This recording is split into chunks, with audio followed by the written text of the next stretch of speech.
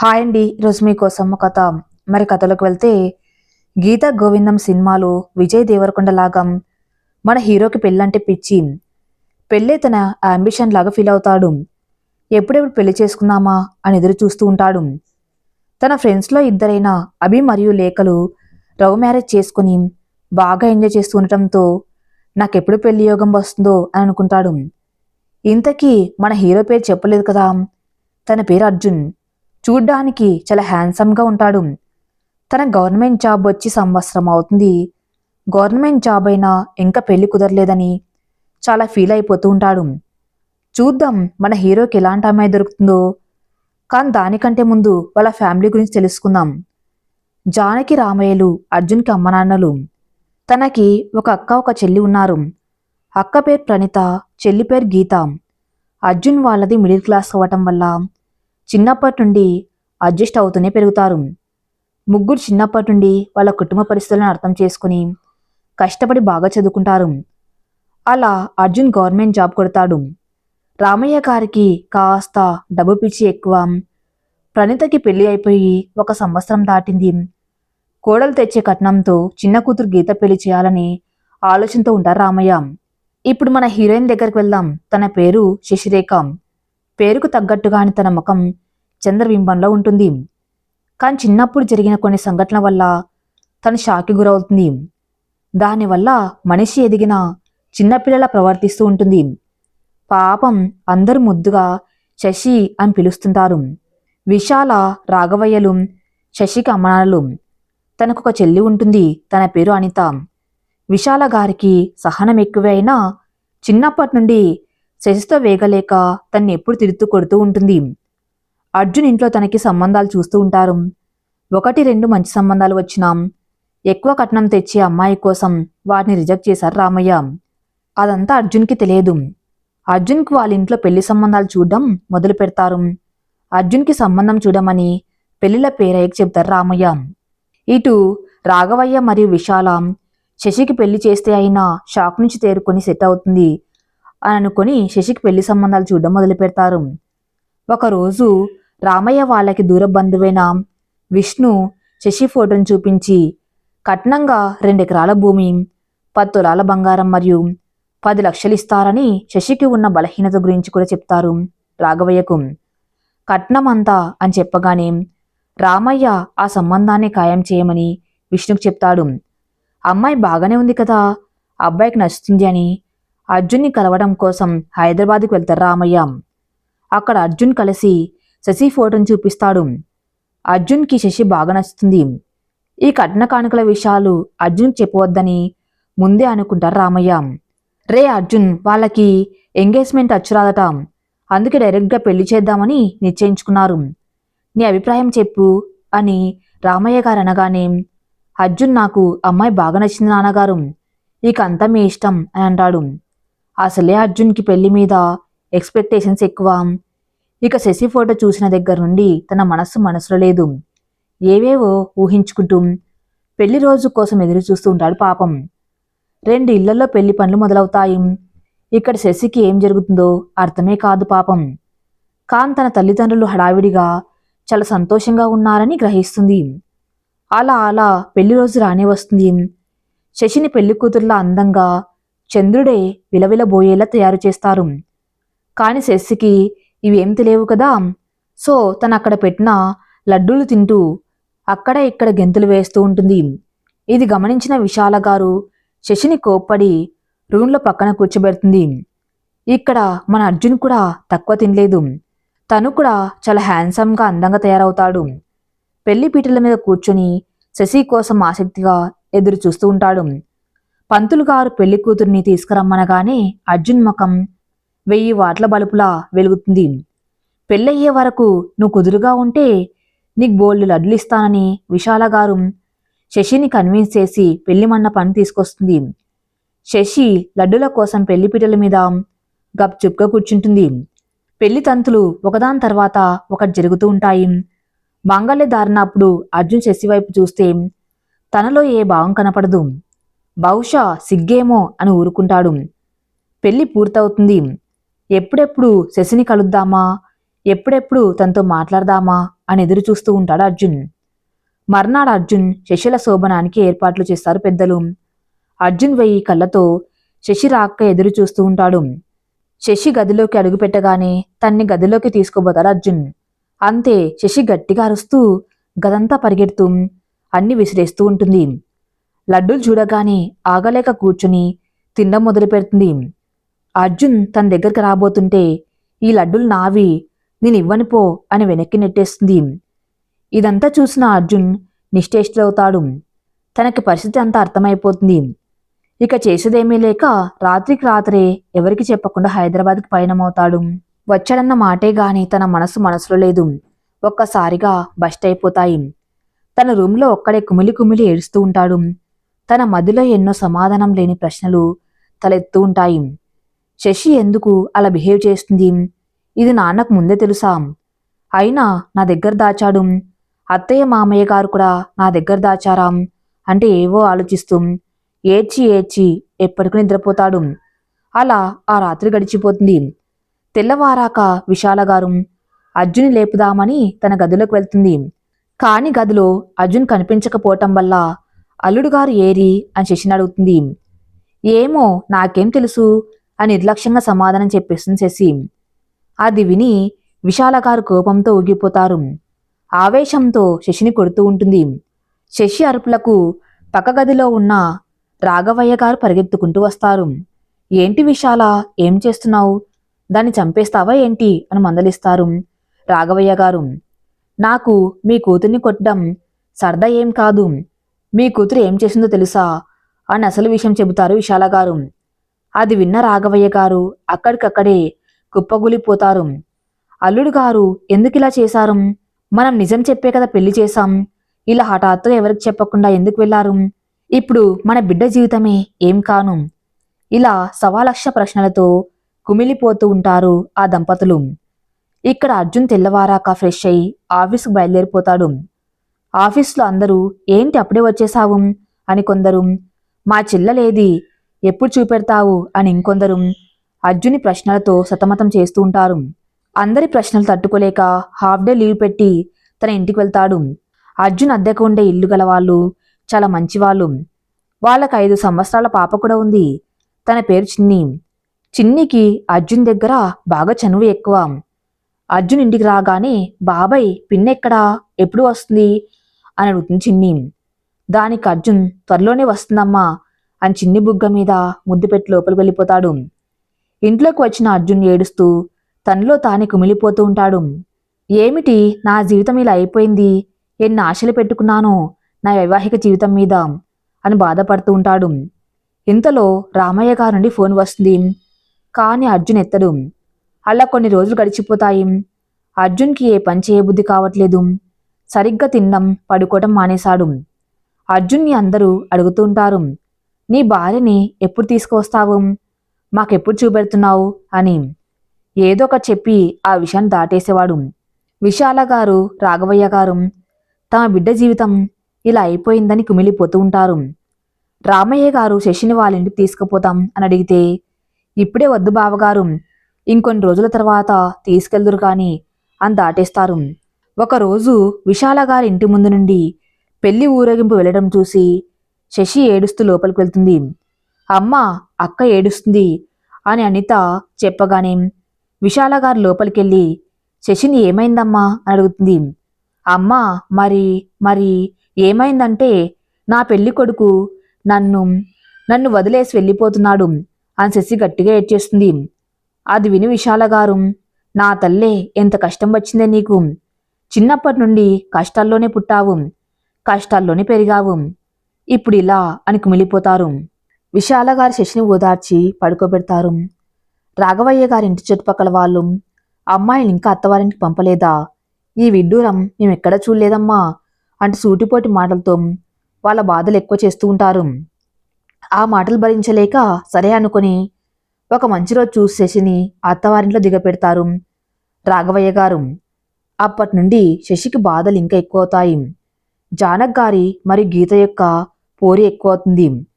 ఎప్పుడు చూసినా శశిని తిడుతూ కొడుతూ ఏదో ఒకటి అంటూ ఉంటారు. శశి ఎవ్వరిని ఏమనలేక తనలో తాను ఏడుస్తూ ఉంటుంది పాపం. తనని ఎండ్ల కొట్టం పక్కన ఉన్న ఒక చిన్న గదిలో ఉంచుతారు. సమయానికి తిండి కూడా పెట్టేవారు కాదు. ఊరికినే దీనికెందుకు తిండి పెట్టాలి అని, ఏదో ఒక పని చెప్తే గాని ఈ దారిలోకి రాదు అని, బావి దగ్గర అంట్లు పడేసి ఇవన్నీ తోమి కడుగు అని పురమాయిస్తుంది జానకి గారు. శశి సరే అని తల ఊపి పని మొదలు పెడుతుంది. ఇంకా పని కాలేదా అని జానకి గారు వచ్చి చూసేసరికి శశి సబ్బంతా ఎరగదీసి గిన్నెలకు పట్టిస్తూ ఉంటుంది. ఆ చూసి జానకి గారు శశిని బాగా కొడతారు. ఇలా రోజులు గడుస్తూ ఉంటాయి. జానకి గారు తన కొడుకు జీవితం గురించి బాధపడుతూ అనారోగ్యం పాలవుతారు. అర్జున్ అర్జున్ అంటూ కలవరిస్తూనే ఉంటుంది. రామయ్య గారు ఇదంతా చూసి అర్జున్కి ఫోన్ చేసి విషయమంతా చెప్పి పిలుస్తారు. అర్జున్ ఇంటికి బయలుదేరిపోతాడు. ఇంటికి వచ్చిన కొడుకును చూసి జానకి ఎంతో సంతోషిస్తుంది. రామయ్య గారు అర్జున్కి డబ్బు కోసం తను చేసిన తప్పంతా వివరించి క్షమించమని కన్నీళ్లు పెట్టుకుంటారు. అయిపోయింది ఏదో అయిపోయింది నాన్నగారు, మీరేం బాధపడకండి అని అర్జున్ రామయ్య గారిని ఓదారుస్తాడు. ఇంతలో జానకి గారు అర్జున్ని భోజనం చేయటం కోసం చేతులు కడుక్కొని రమ్మంటుంది. బయటికి వచ్చిన అర్జున్కి కొట్టం పక్కన గదిలో ఉన్న శశిని చూస్తాడు. అర్జున్ సంకోచంతోనే శశి దగ్గరికి వెళ్ళి తన బాగోగుల గురించి అడుగుతాడు. శశి బాగానే ఉన్నట్టుగా తల ఊపుతుంది. శశి యొక్క వాచిపోయిన చెంపలు చూసి అర్జున్కి ఏం జరుగుతుందో అని మొత్తం అర్థమైపోతుంది. ఇంతలో గీత పాచిపోయిన అన్నం తీసుకువచ్చి శశి ముందు పడేసి తిను అని నిర్లక్ష్యంగా అంటుంది. అది చూసిన అర్జున్ కళ్ళు తనకు తెలియకుండానే చెమ్మగిలుతాయి. తన తండ్రి చేసిన తప్పుకి శశి ఇంత శిక్ష అనుభవిస్తుందా అని అనుకుంటాడు. జానకి గారు కాస్త కోలుకున్న తర్వాత అర్జున్ తిరుగు ప్రయాణానికి సిద్ధపడతారు. హైదరాబాద్కి వెళ్ళిన అర్జున్కి పదే పదే శశి ఒంటి మీద ఉన్న దెబ్బలు, ఆ పరిసరాలు గుర్తుకొస్తూ ఉంటాయి. ఒకరోజు కిచెన్లో గ్యాస్ లీక్ అవుతూ ఉంటుంది. ఇది తెలియని జానకి గారు కిచెన్లోకి వెళ్ళి పొయ్యి మంటిస్తుంది. అంతే, మంటలు చుట్టూ అలుముకుంటాయి. జానకి గారు లోపల నుండి అరుస్తూ ఉంటారు. అరుపులు విని రామయ్య గారు గీత అక్కడికి వస్తారు. వాళ్ళిద్దరికి ఏం చాలు పాలుపోలేదు. చుట్టుపక్కల వాళ్ళు కూడా అక్కడ గుమిగుడతారు. ఏంటి ఇక్కడ చాలామంది ఉన్నారు అని అనుకుంటూ శశి కూడా లోపలికి వెళ్తుంది. మంటల్లో ఉన్న జానకిని చూసింది శశి. ఒకనాడు శశి వాళ్ళింట్లో మంటలు అంటుకున్నప్పుడు రాఘవయ్య గారు ఒక కంబళితో ఆ మంటల్ని ఆర్పేస్తారు. అది గుర్తొచ్చి శశి ఒక కంబళితో ధైర్యంగా లోపలికి వెళ్ళి జానక్ గారిని కాపాడి బయట తీసుకువస్తుంది. అందరూ శశిని మెచ్చుకుంటారు, కానీ జానకి గారి హృదయం మాత్రం కరగదు. రామయ్య గారు అర్జున్కి ఫోన్ చేసి జరిగిందంతా చెప్తారు. అర్జున్కి శశి మీద మంచి అభిప్రాయం ఏర్పడుతుంది. తనకి మనసులోనే ధన్యవాదాలు చెప్పుకుంటాడు. జానక్ గారు ప్రాణాలు కాపాడడంతో రాఘవయ్య గారిలో కొద్దిగా మార్పు మొదలవుతుంది. శశిని కాస్త ప్రేమగా చూడడం స్టార్ట్ చేస్తాడు. కానీ జానక్ గారిలో ఏ మార్పు రాదు. ఇలా రోజులు గడుస్తూ ఉంటాయి. అర్జున్ జానక్ గారు ప్రాణం కాపాడడంతో రామయ్య గారిలో కొద్దిగా మార్పు మొదలవుతుంది. శశిని కాస్తగా ప్రేమగా చూడడం స్టార్ట్ చేస్తాడు. కానీ జానక్ గారిలో ఏ మార్పు రాదు. ఇలా రోజులు గడుస్తూ ఉంటాయి. అర్జున్ వాళ్ళ అక్క ప్రణీత ప్రెగ్నెంట్ అవుతుంది. ప్రణీత వాళ్ళ అత్తింటి వారు తన డెలివరీకి పుట్టింటికి పంపమని అంటారు. రామయ్య గారు దానికి కారణం అడగ్గా వాళ్ళు అసలేమి ఇంట్లో మతిస్థిమితం లేని అమ్మాయి ఉంది, తన వల్ల మా వంశకురానికి ఏదైనా జరిగితే ఎవరు బాధ్యులు అని సమాధానం చెప్తారు. వాళ్ళన్న మాటలకి రామయ్య గారు నొచ్చుకుంటారు. శశి బేలగా చూస్తూ ఉంటుంది. నీ వల్లే ఇదంతా జరిగింది అని జానకి గారు శశిని కొడుతూ ఉంటారు. ఇంతలో రామయ్య గారు వచ్చి జానకిని ఆపి, ఏంటి ఏం చేస్తున్నావు, అమ్మాయిని కొట్టి చంపేస్తావా, ఏదో ఒకటి ఆలోచిద్దాం, నువ్వు కొంచెం శాంతంగా ఉండు అని అంటారు. రామయ్య గారు రాఘవయ్య గారికి ఫోన్ చేసి జరిగిందంతా వివరించి శశిని తీసుకెళ్దామని అడుగుతారు. అప్పుడే విశాల గారి ఆరోగ్యం బాగా దెబ్బతింటుంది. రాఘవయ్య గారు రామయ్య గారి ఇంటికి వచ్చి విశాల గారి పరిస్థితి వివరించి అమ్మాయిని నేను అల్లుడు గారి దగ్గర దిగపెట్టి వస్తాను అని అక్కడి నుండి బయలుదేరతాడు. అర్జున్కి రామయ్య గారు ఫోన్ చేసి జరిగిందంతా చెప్పి శశిని జాగ్రత్తగా చూసుకొని చెప్తాడు. అర్జున్ కాదనిలేక ఒప్పుకుంటాడు. అర్జున్ ఆఫీస్లో లీవ్ తీసుకుని ఇంటికి వచ్చిస్తాడు. అప్పటికే రాఘవయ్య గారు, శశి ఇంటి ఓనర్ వాళ్ళ ఇంట్లో ఉంటారు. అర్జున్ వాళ్ళిద్దరినీ తన రూమ్లోకి తీసుకెళ్తాడు. రాఘవయ్య గారు బాగున్నావా బాబు అని అర్జున్ పలకరిస్తాడు. అర్జున్ విసురుగా సమాధానం చెప్తాడు. అది రాఘవయ్య గారిని బాగా హర్ట్ చేస్తుంది. అక్కడ మౌనం కాసేపు రాజ్యం వెళ్తుంది. ఆ మౌనాన్ని ఛేదిస్తూ రాఘవయ్య గారు, బాబు, విశాలకి అదే మీ అత్తగారికి ఆరోగ్యం అస్సలు బాగుండట్లేదు. తన ఆరోగ్యం కాస్త కుదుట పడగానే నేను వచ్చి అమ్మాయిని తీసుకెళ్తాను. అప్పటి వరకు అమ్మాయిని మీ దగ్గర జాగ్రత్తగా ఉంచుకోండి అని చెప్పి కళ్ళనీళ్లు పెట్టుకుంటాడు. అక్కడ ఒక పూట ఉండి భోజనం చేసి శశిని అక్కడ వదిలిపెట్టి ఇంటికి బయలుదేరతారు రాఘవయ్య గారు.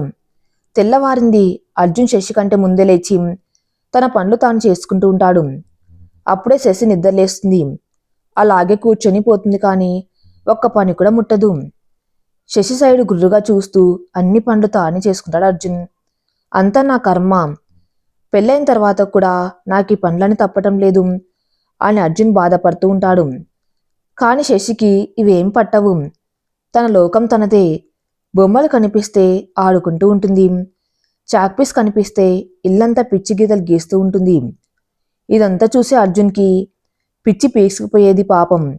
అయిన తర్వాత ఇల్లు అంతా క్లీన్ చేసుకునేవాడు.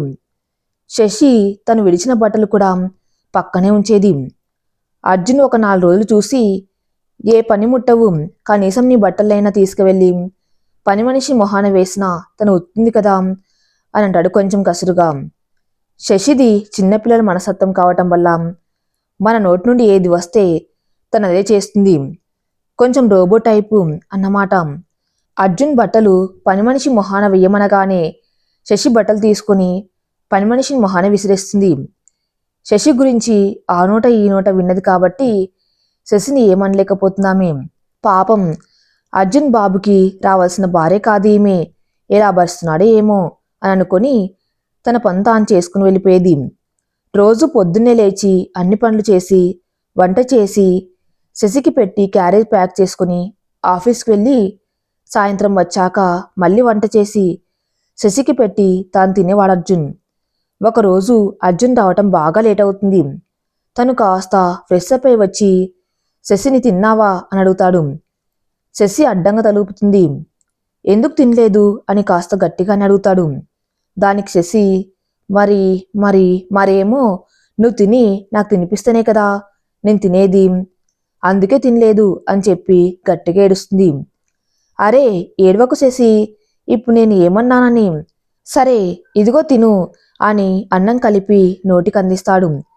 శశి కళ్ళు తుడుచుకొని సంతోషంగా తింటుంది. శశికి తినిపించి తాను కూడా తిని ఇద్దరు నిద్రపోతారు. అర్జున్కి మధ్యరాత్రి మెలకువ వస్తుంది. అక్కడ చాప పైన పడుకున్న శశిని చూస్తాడు. తనకు తెలియకుండానే తన పెదవులపై చిరునవ్వు వస్తుంది. శశి దగ్గరికెళ్ళి జుట్టు సరిచేసి తన నుదుటి మీద ముద్దు పెడతాడు. అలా చెయ్యగానే ఏదో ఫీలింగ్ తన మనసును తాకుతుంది. ఆ ఫీలింగ్ ఏంటో అర్జున్కి కూడా అర్థం కాదు. ఇలానే రోజులు గడుస్తూ ఉంటాయి. కొద్ది రోజుల తర్వాత శశిని తీసుకెళ్ళడానికి రాఘవయ్య గారు అర్జున్ వాళ్ళ ఇంటికి వస్తారు. వస్తూ వస్తూ ఇంట్లోకి కావలసిన కొన్ని సరుకులు, కూరలు తీసుకొస్తారు. రాగానే శశిని దగ్గరికి తీసుకొని తన బాగోగులు అడుగుతాడు. శశి నేను నేను బాగున్నా నాన్న అని చెప్తుంది. ఆ మాట విన్న రాఘవయ్య గారు చాలా సంతోషిస్తారు. రాఘవయ్య గారు శశిని కాఫీ తీసుకురమ్మని అడుగుతారు. దానికి శశి, నాకు కాఫీ ఎలా చేయాలో తెలియదు కదా నాన్న, నేను ఎలా తీసుకొస్తాను అని అంటుంది. సరే పద, నేను నీకు ఎలా చేయాలో చెప్తాను, నేను చెప్తుంటే నువ్వు చెయ్యి. సరే అని శశి తలుపుతుంది. ఇద్దరు కిచెన్లోకి నడుస్తారు. రాఘవయ్య గారు ఎలా చేయాలో చెప్తూ ఉంటే శశి చేస్తూ ఉంటుంది. ఇదంతా చూసి అర్జున్ ఆశ్చర్య చెక్కుతురవుతాడు. ఇది గమనించిన రాఘవయ్య గారు, బాబు, శశి తనకు తాను చేయదు, కానీ మనం చెప్తూ ఉంటే చేస్తూ ఉంటుంది అని చెప్తాడు. ఆ పూటకి భోజనం అర్జున్ సహాయంతో రాఘవయ్య గారి చేస్తారు. భోజనం అయ్యాక అందరూ కూర్చొని తింటారు. కాసేపటి తర్వాత రాఘవయ్య గారు, శశిని బట్టలు సర్దుకో అమ్మా, మనం ఇక బయలుదేరదాం అని అంటారు. దానికి శశి ఏడుస్తూ, నేను రాను నాన్న, నేను అక్కడికి వస్తే అమ్మ నన్ను కొడుతుంది, నేను రానుగాక రాను అని మారం చేస్తూ ఉంటుంది.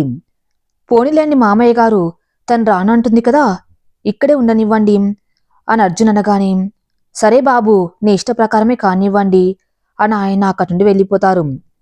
ఆయన వెళ్లే ముందు అర్జున్తో, బాబు శశికి పెళ్లి చేస్తే అన్న షాక్ నుండి తేరుకొని, మామూలు మనిషి అవుతుందని దానికి పెళ్లి చేశాం.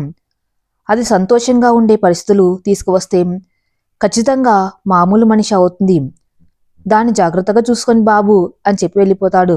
ఇక ఆ రోజు నుండి అర్జున్ శశికి బట్టలు మడత పెట్టడం, ఇల్లు ఊడవటం, సర్దటం, కూరగాయలు తరగటం, నీటిగా జడ వేసుకోవటం, ఎవరైనా ఇంటికి వస్తే వారితో ఎలా ప్రవర్తించాలి, వారిని ఎలా ఆదరించాలి, ఇలాంటి చాలా విషయాలు చాలా ఓపికగా ప్రేమతో నేర్పిస్తూ ఉంటాడు. శశి కూడా ఇవన్నీ చాలా ఆసక్తిగా నేర్చుకుంటూ ఉండేది. ఇవన్నీ చూసిన చిన్ని వాళ్ళమ్మ, వాళ్ళ ఇంటి పని మనిషి చాలా సంతోషిస్తారు. రోజు అర్జున్ ఆఫీస్ నుండి వచ్చేసరికి శశి నీట్గా తయారయ్యి ఇల్లు సర్ది బొమ్మలతో ఆడుకుంటూ ఉండేది. శశిలో మార్పు చూసిన అర్జున్ కూడా చాలా సంతోషిస్తాడు. ఇలా రోజులు గడుస్తూ ఉండగా ఒకరోజు రేఖ, అర్జున్ ఫ్రెండ్ వాళ్ళ నాన్నగారు కృష్ణ అర్జున్ వాళ్ళ ఇంటికి రమ్మని ఆహ్వానిస్తారు. సరే చాలా రోజులైందిగా వెళ్ళి అని అనుకుని అర్జున్ వెళ్తాడు. వాళ్ళ ఇంటికి వెళ్ళగానే కృష్ణగారు లోపలికి ఆహ్వానించి సోఫాలో కూర్చొని చెప్తాడు.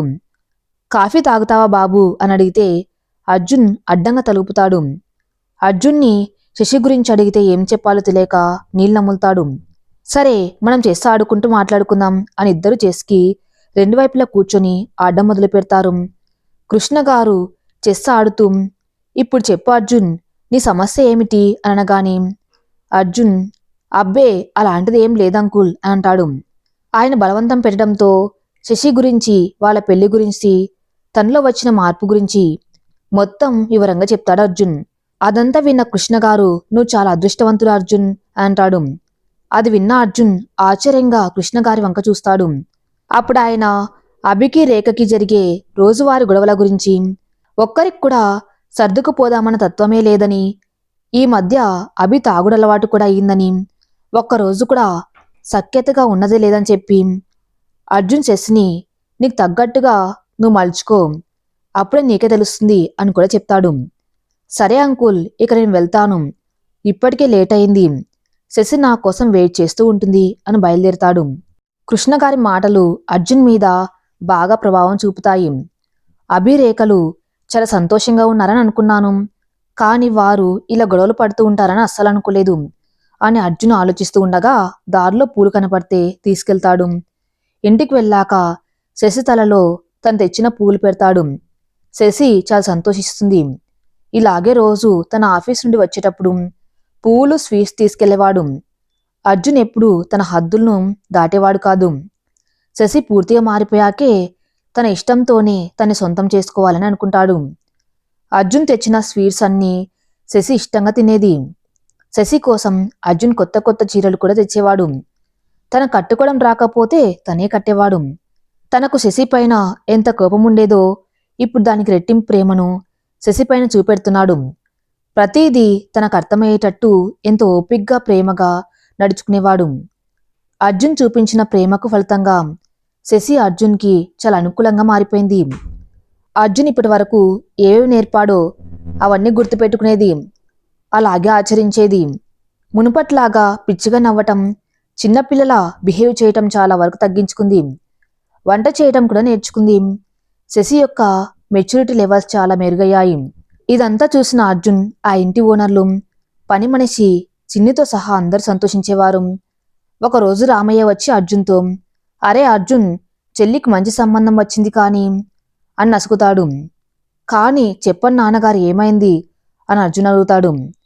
కానీ వాళ్ళ అమ్మాయిని నువ్వు చేసుకుంటేనే మన గీతను వాళ్ళ అబ్బాయి చేసుకుంటాడట. ఆ మాటలు విన్న అర్జున్ కోపంతో, ఇప్పటి వరకు మీరు డబ్బిస్తూ చేసింది చాలు నాన్నగారు, నా జీవితాన్ని నాశనం చేశారు. కానీ ఇప్పుడు నేను బాగున్నాను, నేను చెల్లికి వేరే సంబంధం చూస్తాను అని అరవటంతో రామయ్య గారు ఇంటి బాట పడతారు. ఇదంతా చాటుగా విన్న శశి ఏడుస్తూ కూర్చుంటుంది. ఆ చూసి అర్జున్ తన దగ్గరికి వెళ్ళి తన చేతులతో శశి ముఖాన్ని పట్టుకుని, ఏమైందిరా, ఎందుకు ఏడుస్తున్నావు అని అడుగుతాడు. మరి మరి మా ఆయన్ని అదే నేను వేరే వాళ్ళకి ఇచ్చేస్తారటగా, అందుకే అని చెప్పి ఏడుస్తూ ఉంటుంది. నీతో ఎవరు చెప్పారు అని అర్జున్ అడుగుతాడు. ఇందాక ఒక ఆయన వచ్చాడుగా, ఆయన నీతో మాట్లాడుతుంటే విన్నా అని తనకున్న పెద్ద కళ్ళని తిప్పుతూ చెప్తుంది శశి. అది విన్న అర్జున్ నవ్వుతూ, ఆయన నీకు మామయ్య అవుతాడు, అలా అనకూడదు అని శశి కళ్ళు తుడుస్తాడు. శశికి తన మీద ఉన్న ప్రేమను అర్జున్ అర్థం చేసుకుంటాడు. సరే నేను చెప్పినట్టు వింటే మీ ఆయన్ని ఎవ్వరికి ఇవ్వరు అని చెప్తాడు. ఓ తప్పకుండా వింటాను అని అర్జున్ను అల్లుకపోయి తలపై ముద్దు పెట్టుకుంటుంది. ఆ రాత్రి అర్జున్ శశి ఒకటవుతారు. వారిద్దరికీ అది మరపురాని రాత్రిగా మిగిలిపోతుంది. అప్పటి నుండి అర్జున్ శశిని ఎంతో గాఢంగా ప్రేమించడం మొదలు పెడతాడు. వాళ్ళ రిలేటివ్స్ అందరి ఫొటోస్ చూపించి వీళ్ళనికి బంధువులని చెప్పి వరసలు కూడా చెప్తాడు. అంతేగాక ఇంటికి వచ్చిన వారితో ఎలా నడుచుకోవాలో, ఎలా మర్యాదగా మాట్లాడాలో అని నేర్పిస్తూ తనకు తగ్గ శశిలా మార్చుకుంటాడు. శశికి మినిమం చదవటం రావాలి అని తనకు చదవటం రాయటం కూడా నేర్పిస్తాడు. శశి కూడా ఆనందంగా అవన్నీ నేర్చుకుంటూ ఉంటుంది. అర్జున్కి తగ్గ శశిలా మారిపోతుంది. కొద్ది రోజుల తర్వాత అర్జున్ శశిలకు ఒక వార్త తెలుస్తుంది. ఒకరోజు అనుకోకుండా శశి కళ్ళు తిరిగి పడిపోతుంది. చిన్ని వాళ్ళమ్మ అర్జున్కి ఫోన్ చేసి జరిగిన విషయం చెప్పి తొందరగా రమ్మని చెప్తుంది. అర్జున్ కంగారుగా ఇంటికి వచ్చేసరికి శశి సిగ్గుపడుతూ ఆనందంగా నించుని అర్జున్ కోసం వెయిట్ చేస్తూ ఉంటుంది.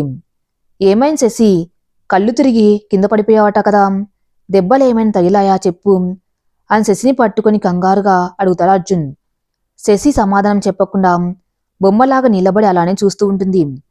సమాధానం చెప్పు శశి, ఏమైంది అని టెన్షన్ పడుతూ అడుగుతాడు అర్జున్.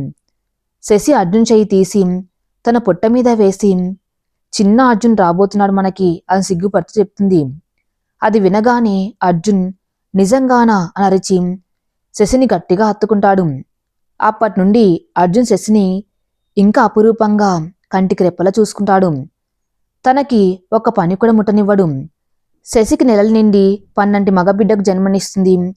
చాలా మంది ఆడవాళ్ళకి ఏవైనా మానసిక ఆరోగ్య సమస్యలు ఉంటే డెలివరీ తర్వాత అవి చాలా వరకు తగ్గిపోతాయి. ఎందుకంటే వాళ్ళప్పుడు చచ్చి పుట్టినట్లే కదా.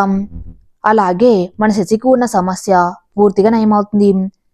తను తన షాక్ నుండి పూర్తిగా కోలుకుంటుంది. పూర్తిగా మామూలు మనిషిలాగా మారిపోతుంది. బేబీ యొక్క నేమింగ్ సెరమనీకి అర్జున్ తన కొలీగ్స్ ఫ్రెండ్స్ని ఇన్వైట్ చేస్తాడు. అభి రేఖలను కూడా పిలుద్దామని వాళ్ళ ఇంటికి వెళ్తే వారిద్దరూ విడిపోయారని, రేఖ వాళ్ళ నాన్న కృష్ణగారు చనిపోయారని, అభి ముంబై వెళ్ళిపోయాడని పక్కింటి వాళ్ళ సహాయంతో తెలుసుకుంటాడు అర్జున్. అర్జున్ అక్కడి నుండి వచ్చే దారిలో రేఖ కనబడుతుంది. నేను మీ ఇంటి నుండి వస్తున్నాను రేఖ, మీరు అక్కడ లేకపోవటంతో తిరిగి వస్తున్నాం. మా బాబుది నేమింగ్ సెరమనీ ఉంది, నువ్వు తప్పకుండా రావాలి అని చెప్తాడు. అప్పుడు రేఖ ఇది ఎలా సాధ్యమైంది, తన భార్య మెంటల్లీ వీక్ కదా, తన్ని చూడ్డానికైనా తప్పకుండా వెళ్ళాలి అని అనుకొని హా తప్పకుండా వస్తాను అర్జున్ అని చెప్తుంది. ఫంక్షన్ రోజు రానే వస్తుంది. విశాల గారు శశిని చూసి ఎంతో మురిసిపోతారు. తన కళ్ళను తానే నమ్మలేకపోతారు.